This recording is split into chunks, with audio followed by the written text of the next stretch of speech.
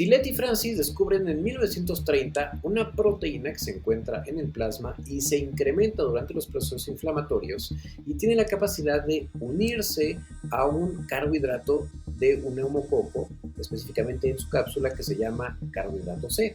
De ahí su nombre. Pero, ¿cuál es la función de esta proteína y por qué utilizamos nosotros los reumatólogos a la misma para medir si hay o no un proceso inflamatorio e incluso monitorizar la actividad de la enfermedad? Sígueme para aprender sobre este muy interesante tema. La proteína C reactiva se sintetiza en el hígado como respuesta a la interleucina 6, que es por excelencia una citocina proinflamatoria, que por cierto se puede producir en otros componentes o en otros contextos, especialmente en aquellas personas que padecen obesidad. Pero aquí el tema es que la proteína C reactiva tiene una función aparentemente para aclarar o depurar ciertos compuestos o específicamente algunas moléculas que se encuentran en algunos microorganismos o hasta posiblemente algunas células que se encuentran dañadas. Ahora, característicamente se incrementa durante la fase aguda, pero ¿por qué entonces parece ser que está relacionada con la actividad de enfermedades como la artritis reumatoide o las espondiloartritis? La proteína C reactiva tiene especial afinidad por algunas partículas que se encuentran durante los procesos de inflamación, infección o daño, entre ellos la fosfocolina, fosfolípidos, cromatina, histona y fibronectina, de tal suerte que puede tener tanto propiedades proinflamatorias como también moduladoras de la inflamación. Pero entonces, ¿qué es lo que sucede y en qué punto del camino puede esto salirse de control? ¿Qué repercusiones o consecuencias tiene que haya una elevación de la misma? La proteína C reactiva tiene la capacidad de activar el complemento por la vía clásica, que, como vimos en un video anterior, es una ruta que a través de una activación enzimática en cascada genera un poro en la membrana de las células. Habitualmente, y lo esperado es que sea en células ajenas o invasoras, como pueden ser los microorganismos, pero en el contexto de autoinmunidad esto puede suceder justo en células propias.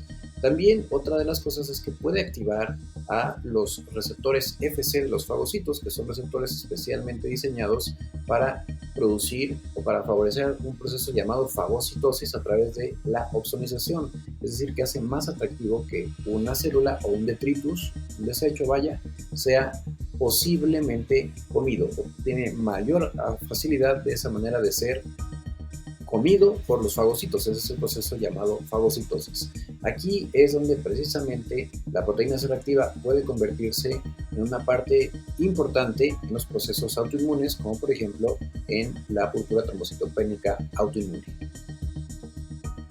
A diferencia de la velocidad de sedimentación, que es un marcador indirecto de un proceso inflamatorio y que principalmente responde a la elevación de interleucina 1, pero tiene muchos artefactos como por ejemplo cómo se encuentra la concentración de fibrinógeno y además que tarda tiempo en modificarse, la proteína C reactiva es muy rápido cómo puede ir cambiando dependiendo de la presencia o ausencia del estímulo desencadenante.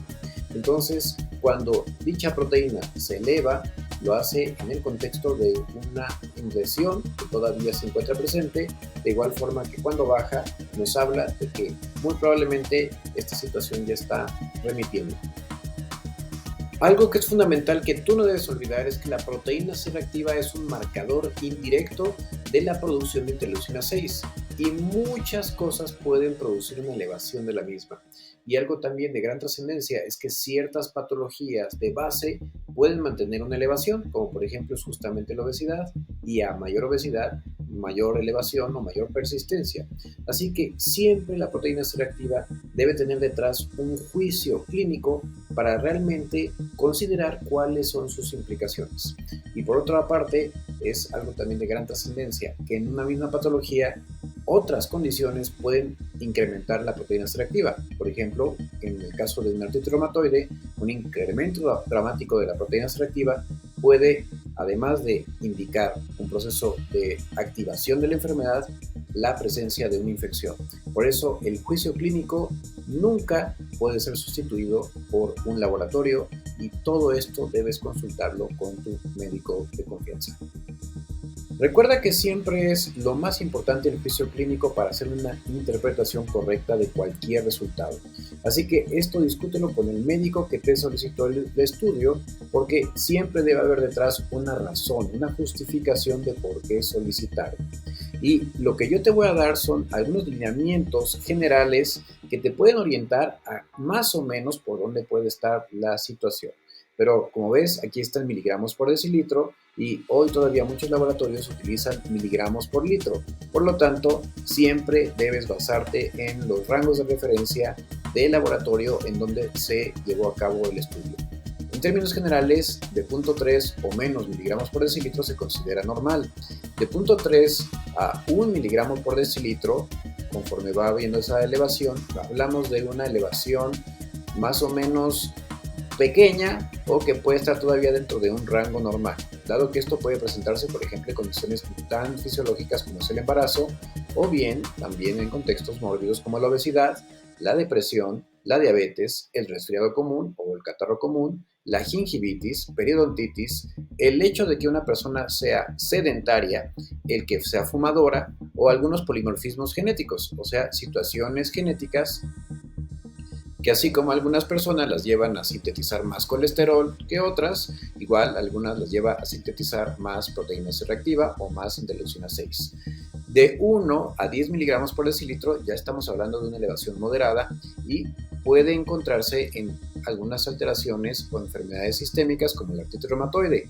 En el lupus es infrecuente esto, salvo cuando hay actividad articular o muy importante compromiso sistémico, como por ejemplo si se afectan serosas o la piel en grado extenso, así como en algunas otras enfermedades autoinflamatorias autoinmunes como la espondiloartritis o bien incluso en neoplasias malignas. Por eso, ojo, no debes tomar simplemente un nivel de laboratorio o un valor de laboratorio de forma arbitraria. Hasta un infarto agudo del miocardio puede elevarla, una pancreatitis o una bronquitis. Cuando está por arriba de 10 miligramos por decilitro, que es una elevación ya marcada, casi siempre nos habla de infecciones bacterianas agudas, pero en algunas infecciones virales, como por ejemplo pudimos ver justo en la COVID-19, puede haber esta elevación, o también en enfermedades autoinmunes más graves como las vasculitis sistémicas o en una persona que tuvo un traumatismo grave. Y finalmente, de más de 50 miligramos por decilitro, prácticamente todas son enfermedades infecciosas bacterianas que pueden ser sumamente graves.